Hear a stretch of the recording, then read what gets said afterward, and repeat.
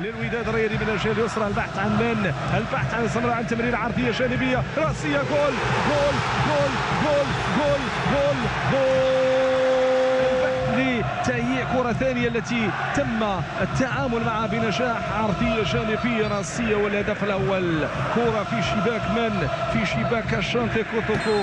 كره في شباك هذا. نتابع هذه الكره، تمرير راسيه وهدف. هدف ياتي بهذه الكيفيه، كره ثابته من ركنيه يتم التعامل مع هذه الكره. كره في الركنيه ثابته راسيه، وبعد ذلك يضع الكره في المرمى. يا بن عبيد يا بن عبيد يا بن عبيد، كره بهذه الكيفيه وممتازه. كره وداديه، محاوله من الجهه اليسرى، محاوله من الجهه اليسرى، عمليه موجوده ممتازه من لورش. كره الهدف. جول جول جول جول جول جول جول جول.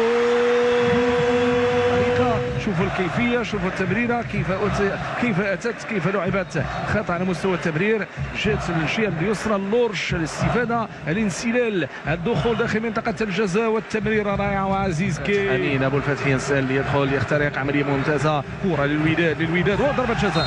ضربه جزاء لا غبار عليها، ضربه جزاء واضحه. نعم ضربه جزاء واضحه. الحارس يلمس ناسي و يتقدم.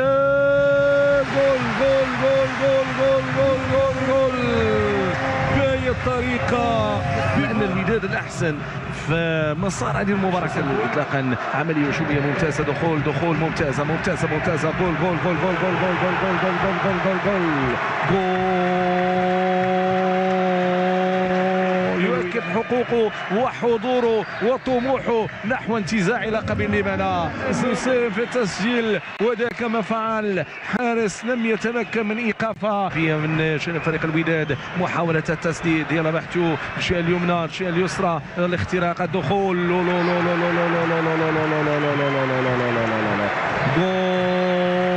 هنا في بالمركب الرياضي محمد الخامس. جات بهذه الكيفيه، جات بهذه الطريقه، جات بهذه المهاره، جات بهذا الاسلوب. والكره الخامسه في الشباك بامضاء بوشواري الذي تمكن من زياره الشباك ليكون هو خامس لاعب يضع الكره في شباك فريق